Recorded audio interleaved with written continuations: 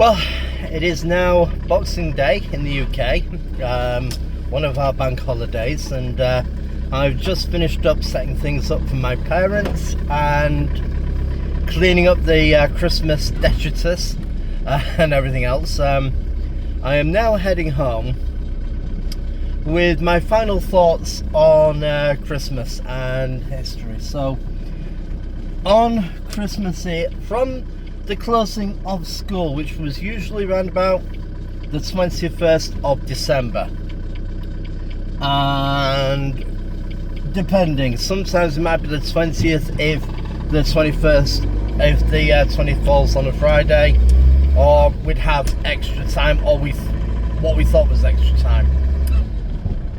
The state of excitement was palpable.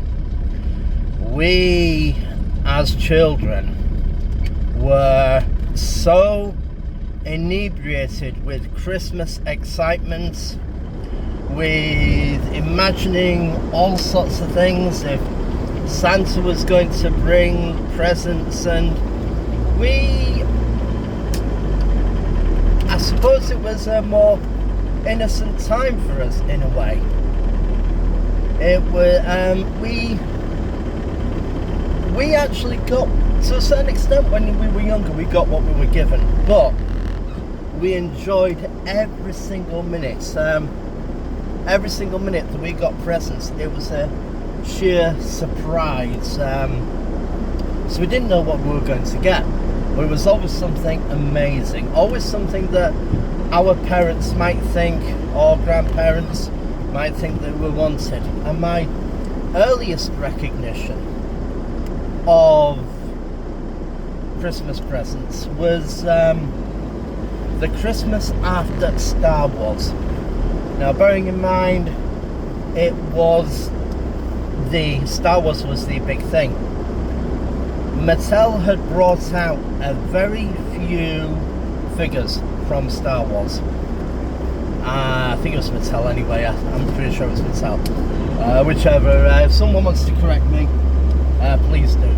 But they brought out a very, very few Star Wars figures and a few toys from that. Such was the demand that you got Christmas vouchers, so you could actually go and collect them in person when the stores were open, perhaps on the 26th, 27th. And in those days, not very many stores opened at Christmas. You literally bought everything, and if you didn't have, you usually went without. It wasn't at all the way it is today. But I remember coming downstairs. In fact, going back to when the schools actually closed, the excitement each day was unbearable. And I remember waking up on Christmas Eve morning, or might even be the 23rd, and going over to my grandparents and being with my grandparents the 23rd and 24th. And each day there will be something happening.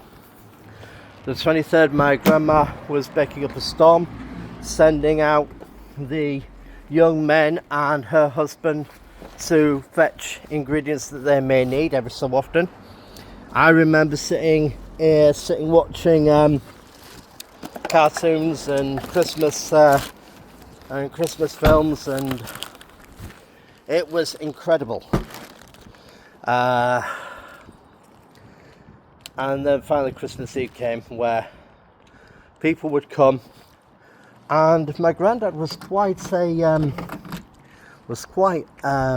the social figure in Bridlington, and we would have a few local dignitaries coming. And if I may sound a little selfish and a little self-indulgent, with me being my grandfather's first grandchild, I was the centre of attention. But we would all have the party games on the 24th, which I used to join in until around about 7 o'clock, and then I would go to bed, and no doubt they would continue.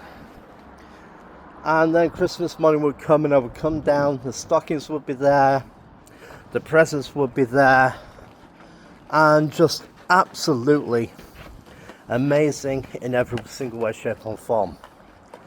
And as I grew up and had siblings and I became older, I was able to share in the magic of them, discovering things. Although the Christmas holidays that my grandparents stopped, we built so many memories of that time. And right up to now, where both my sister and I argue about who's actually going to do the cooking for my parents. And my parents have often said they would much rather us arguing about who's going to look after them rather than, you know, who's going to actually do the cooking, rather than, you know, let me put it this way, they would much rather hear us arguing that one of us did want to do the cooking rather than not want to do the cooking. But no, we didn't argue that much. My sister did a good job. But honestly, an awful lot of Christmas isn't just about this year or the year I may have. It's about remembering all these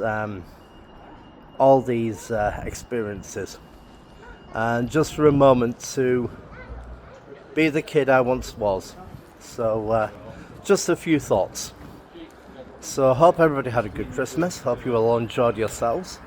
I'm just going in now to start studying the second part of my course, or at least doing the homework. I have 3 months to finish, and then hopefully I will be fully qualified as an SIA instructor. So I will catch you all later, and hope you all have a very good new year.